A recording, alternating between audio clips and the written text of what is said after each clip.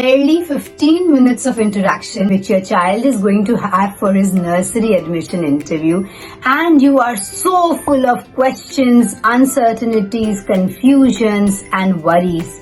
Your mind is clouded with fear, anxiety, nervousness. Please don't be.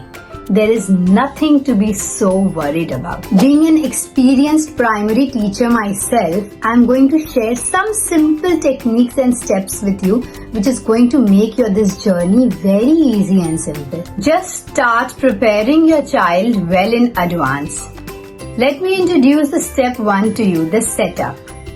There's going to be a room with few round tables and chairs, and a set of few very friendly and polite teachers.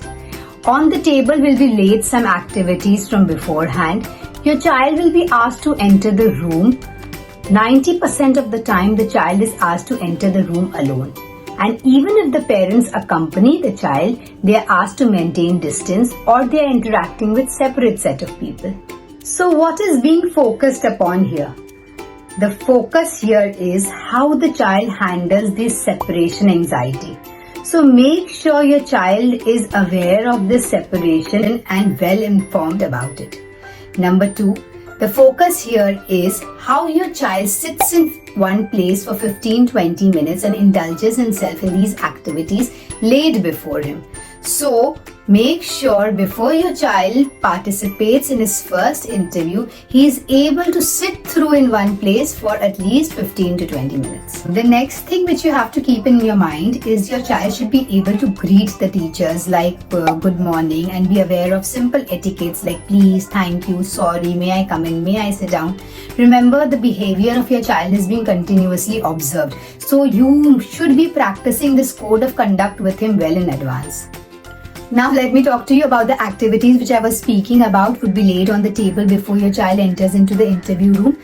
These activities would include very simple things like Play-Doh, simple puzzles, shape sorting where the child will be asked to put the wooden pieces of animals and birds into proper frames, and then size sorting where the child has to put the rings according to the size and build a tower, beading the beads according to the colors. So please keep practicing these kinds of activities with your child. So now when the child is doing these activities, simple questions can be asked to him to build some interaction.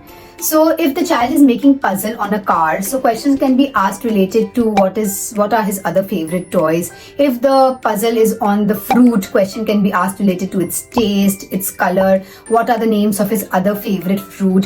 If it is mango, then which season do you get mango in? So please start exposing your child to the environment. Start talking to him about various things. If you're taking the child to the park, make him aware of things like slides, swings. Talk to him about the tree, the leaves, its colors. And in this way, you have to keep on instilling your child with information, so that when these questions are asked to your child, he is not clueless about them. So next, if your child is putting the shapes of animals into the shape sorting tray, questions can be asked to him related to animals like who is the king of the jungle, what is the sound of this animal, where does this particular animal live, what does it eat. So when you're taking a child to a zoo, please keep on talking to him about these things. If you're showing your child some animal in a book, or if you're showing him the animal in a National Geographic channel, talk to him about that particular animal in details. Give detailed information to your child.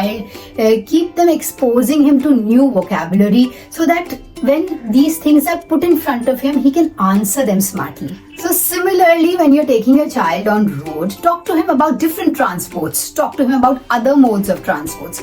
So basically my point here is that an ongoing learning should take place.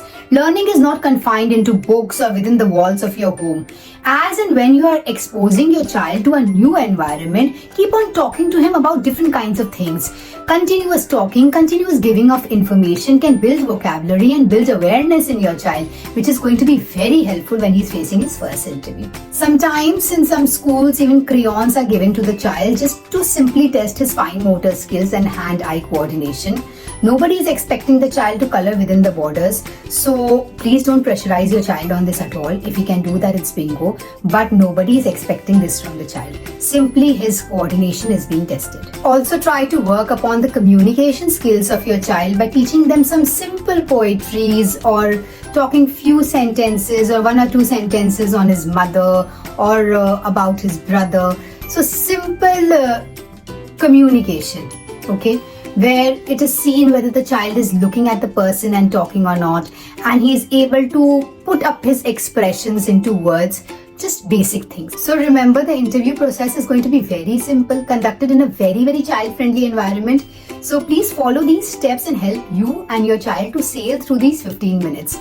Just focus on your child's logical reasoning, problem solving skills, and confidence, communication and concentration. Nothing more. So stay connected with me on my channel Up My Child by Winnie for the benefit of you and your child. Do not forget to press the like and the subscribe button so that you can get regular notifications.